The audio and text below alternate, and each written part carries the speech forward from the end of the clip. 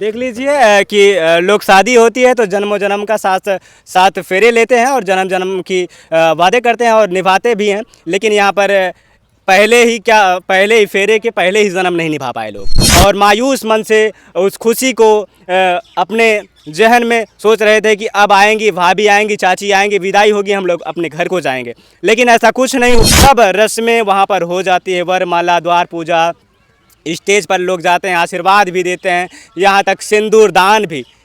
बड़ी बात तो ये होती है कि यहाँ तक सिंदूर दान भी हो जाता है, पर सिंदूर दान होने के बाद, सिंदूर होने के बाद एक रस्म और बाकी थी। वो रस्म ये थी कि जो मंगलसूत्र लोग पहनाते हैं वही नहीं कर पाए थे। मंगलसूत्र नहीं पहना पाए थे। उसके कुछ प्रांत बाद ही भाई आता है और अपने बहन को घर में ले जाता है। खुद स्वयं उसी का भाई आता है और घर में ले जाता है। घर में ले जाके कुछ बातें होती हैं और बाहर आते ही वो गाड़ी निकालता है और बहन बैठती है गाड़ी पर और वो चले जाते हैं। किसी के मन में यह नहीं था कि वो लेकर फरार हो जा। नमस्कार दोस्तों, आप देख रहे हैं एनएस न्यूज़ एक नई सोच में आपका प्रिय मित्र सूरज। जौनपुर से चल के आज भदोही में दोस्तों बता दें, भदोही डिस्ट्रिक्ट में हूँ।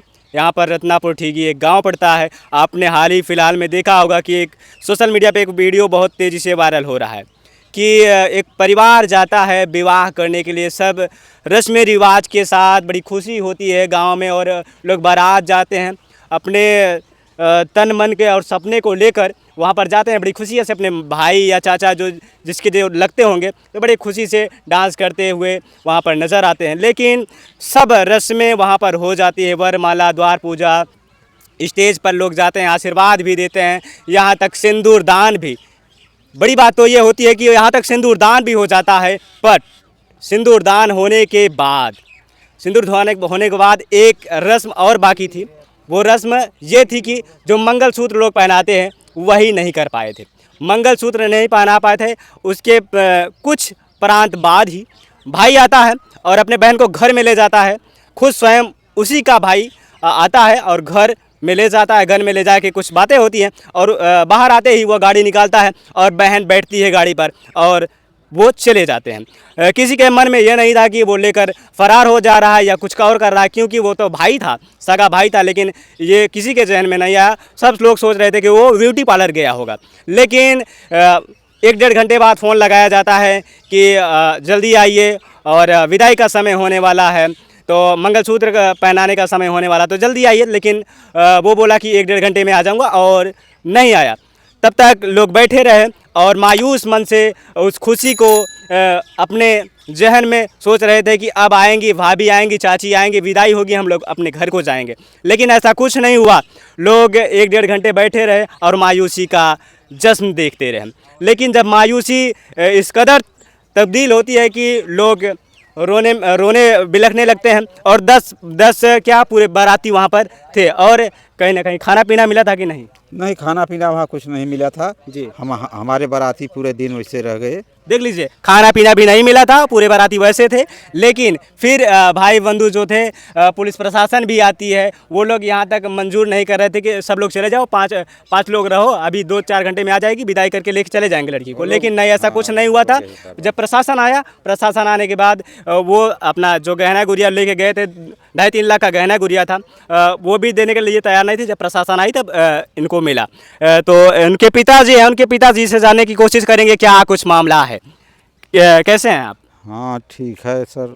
हमारे लड़के की शादी जी 6 मार्च को ग्राम हसनपुर, मतलब हमारे गांव से करीबन 25-26 किलोमीटर दूर। देख लीजिए, रत्नापुर टीगी से रत्ना ठेगीपुर से जब बारात जाती है हसनपुर के लिए, हसनपुर का ये मामला होता है और ये दूल्हे के पिताजी हैं, इन्हीं से जानने की कोशिश करेंगे। क्या कह रहे थे? रत्ना ठेगीपुर से बारात 6 मार्च को तकरीबन 25-26 किलोमीटर दूर हसनपुर बिराव गांव नाम का एक गांव है, जो कि बनारस जिले में पड़ता है। तो वहाँ हमारी बारात गई थी और बाराती हमारे शाम को यहाँ से निकले, सब पहुँच गए बड़े टाइम से। करीब 7:45 बजे, 7:30 बजे के लगभग बाराती सब वहाँ पहुँच गए और बाराती जलपान वगैरह किए। इसके बाद द्वार चार भी बड़े टाइम से हो गया और द्वार चार के बाद बाराती खाना पीना भी खाए पिए जी जी अच्छे से। इसके बाद स्टेज पे बरमाला पहनाया गया, सब लोग आशीर्वाद दिए। जी जी। रत्ना ठेकीपुर से जब बारात जाती है हसनपुर के लिए, हसनपुर का ये मामला होता है और ये दूल्हे के पिताजी हैं, इन्हीं से जानने की कोशिश करेंगे। क्या कह रहे थे आप? रत्ना ठेकीपुर से बारात 6 मार्च को तकरीबन 25-26 किलोमीटर दूर जी हसनपुर बिराव गांव नाम का एक गांव है, जी जी जो कि बनारस जिले में पड़ता जी है। जी तो वहाँ हमारी बारात गई थी जी और बाराती हमारे शाम को यहाँ से निकले, सब पहुँच गए बड़े टाइम से, जी जी करीब 7:45 बजे, 7:30 बजे के लगभग जी जी बाराती सब वहाँ पहुँच गए। जी और बाराती जलपान वगैरह किए। जी इसके बाद द्वार चार भी बड़े टाइम से हो गया जी जी और द्वार चार के बाद बाराती खाना पीना भी खाए पिए जी जी अच्छे से। इसके बाद स्टेज पे बरमाला पहनाया गया, सब लोग आशीर्वाद दिए। जी जी आशीर्वाद देने के बाद फिर तीसरा कार्यक्रम बैठता है जी जी मंडप मंडप में शादी, जो कि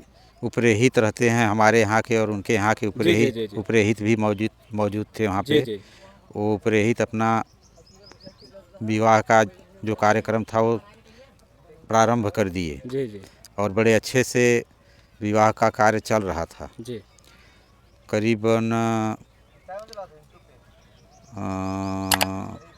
सिंदूर दान के पहले कन्यादान हुआ जी जी और 7 बच्चन हुआ। जी इसके बाद सिंदूर दान हुआ, बस कुछ पल बाकी था बरमाला मतलब के मंगलसूत्र पहनने के लिए।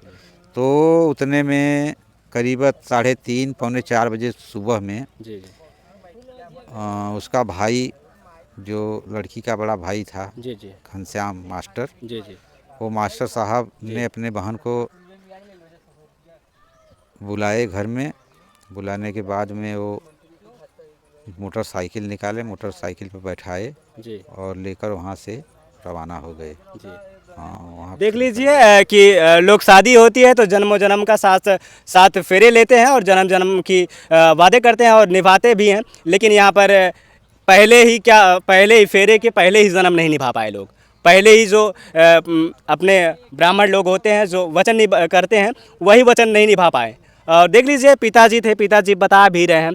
तो उसके बाद क्या क्या हुआ था? उसके बाद हम लोग जब वो वहाँ से निकल गए लेके, तो हम लोग बैठे थे जी। हम लोग बहुत देर तक बैठे। क्या बोला गया आपको? हमको यही बोला गया कि बार बार यही बोला जा रहा था उनके घर से कि अभी आ जाएंगे जी अभी आ जाएंगे, 1 घंटे में आ जाएंगे, 2 घंटे में आ जाएंगे। जी पूरा दिन निकल गया, कोई नहीं आया, ना कोई खबर मिला, जी कुछ नहीं हुआ। इसके बाद हम लोग भाई 112 नंबर कॉल किए। जी 112 नंबर आया तो भी यही बात चल रहा था कि 1-2 घंटे में आ जाएंगे। जी जी फिर भी हम लोग भाई, प्रशासन आई तो बोली कि ठीक है आप लोग इंतज़ार कर लो, जी जी इसके बाद जैसा रहेगा फिर चौकी पे आ जाना। जी जी तो हम लोग चौकी पे गए, प्रशासन का सहारा मिला हमें। जी जी तो हमारा जो सामान था, जैसे जो हम लोग दगीना जेवरात वगैरह चढ़ाए थे, जी जी वो भाई लड़की के बाप से कहा, जी प्रशासन बोला तो वो ला करके दिए जी जी। और हम लोग बिना बहू के घर वापस आए। देख लीजिए बिना बहू के घर आना, कहीं ना कहीं पूरे गांव में मातम का जहन उठता है लोगों में। और लोग अब शादी के लिए सोचेंगे, लाख बार सोचेंगे कि ऐसा कभी मेरे साथ ना हो। लेकिन इनके पुत्र के साथ होता है और इनका पुत्र इस समय बड़ा डिस्टर्ब माइंड में है और अभी मैं उनका भी वाइड लूँगा। और दोस्तों बता दें कि कभी आप अपने जहन में नहीं सोचे होंगे कि ये मेरे साथ ऐसा इतनी बड़ी घटना होगी। मैं इतने शिद्दत से अपने परिवार को लेकर, अपने बेटे को लेकर विदा करने के लिए जाता हूँ। पिता के मन में एक लालसा होती है कि बहू आएगी, रोटी देगी, खिलाएगी, पिलाएगी, बड़ी सेवा करेगी। लेकिन ऐसा कुछ सेवा करने को नहीं मिलता है ना? नहीं, ऐसा कुछ नहीं। अब हम लोग का जो पूरे फैमिली का जो सपना था वो पूरा सपना ही रह गया, हम लोग टूट गए। कितने लागत लगा के आपने शादी की होगी? लगभग 6-7 लाख? करीब 7 लाख से ज़्यादा ही लागत लग गया था जी। हाँ। देख लीजिए 6-7 लाख आज पानी में डूबता हुआ नजर आ रहा है ना? हाँ सर, क्या करेंगे, बर्दाश्त ही करना पड़ेगा ना। एक बूढ़ा बाप के जो मन में है वो लड़कते हुए और लड़खड़ाते हुए ज़बान चल रही हैं और कहीं ना कहीं रुदन का भाव भी इनके मन में जागृत हो रहा है। कहीं ना कहीं इतना बड़ा सपना दिखाना और इतने बड़े घिनौने काम कर देना लोगों के जहन में कैसे आता है। इसके पहले तो वो एक काम कर सकता था। एक भाई जो होता है अपने बहन के लिए राम और लक्ष्मण का प्रतीक माना जाता है, लेकिन भाई ऐसा कर सकता है। किसी ने नहीं सोचा था। पेशे से वह एक मास्टर है।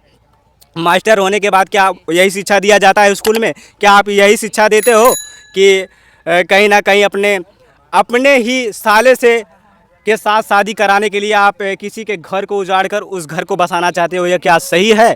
आप अपने कमेंट राय में अपने सेक्शन में ज़रूर दीजिएगा लोग, क्या ये सही है? जितने भी मेरे मेंबर हैं।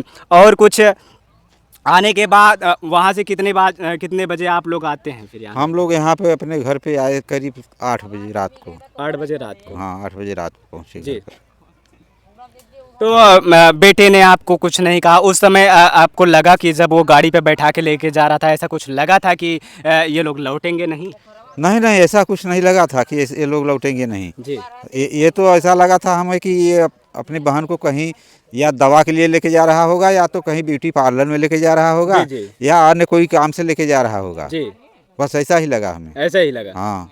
लेकिन कहीं ना कहीं आप लोग कभी अपने जीवन में, मैंने भी मैं आपका अपनी बात करता हूँ कि जीवन में मैंने ऐसी कभी घटना ही नहीं देखी थी। आपने कभी ऐसी घटना देखी? मैं तो अब तक नहीं देखी थी ऐसी घटना, कहीं नहीं देखी थी। भाई ने ऐसा इतना बड़ा घिनौना काम किया? हाँ, जो कि हमारे अध्यापक साहब ने जो ऐसा काम किया, हमारे जो रिश्तेदारी बनने वाली थी जी, वो लोग ऐसा काम किया, ऐसा मैं कहीं देखा नहीं था। अच्छा, अध्यापक के लिए क्या कहेंगे? क्या ऐसा टीचर होता है कभी? ऐसा टीचर नहीं होना चाहिए। ऐसा टीचर रहेंगे तो फिर दुनिया में टीचर का और बच्चे का महत्व क्या रह जाएगा? जी जी।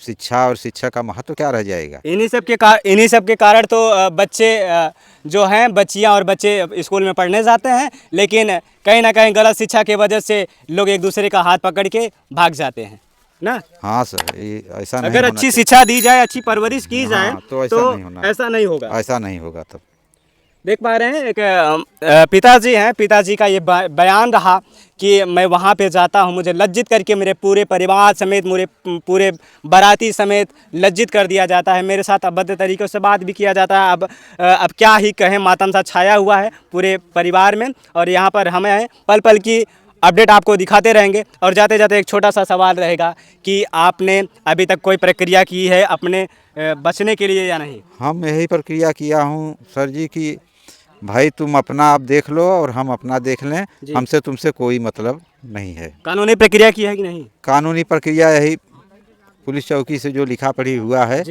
वही हुआ है। और अभी तो उनका जो कोर्ट से तलाक का पेपर बनेगा तब न होगा कानूनी प्रक्रिया। देख लीजिए, अब तो यही साक्ष्य जब बाहर निकल के आएगा तो समझ में आएगा कि इस जो इतना बड़ा साजिश रचा गया है इसमें आखिर है क्या सच। मिलते हैं किसी नेक्स्ट वीडियो में अगली खबर के साथ कई नई जगहों पे। तब तक के लिए जय हिंद, आपका प्रिय मित्र सूरज।